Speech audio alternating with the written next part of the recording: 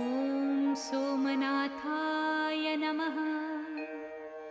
ॐ मल्लिकार्जुनाय नमः।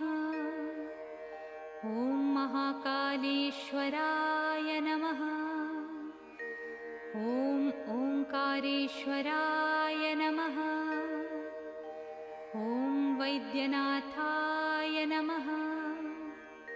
ॐ भीमशङ्कराय नमः।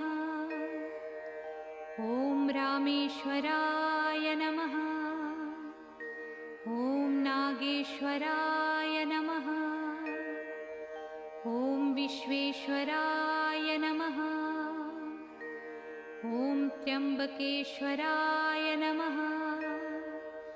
ॐ केदारेश्वराय नमः। ॐ भुस्मेश्वराय नमः।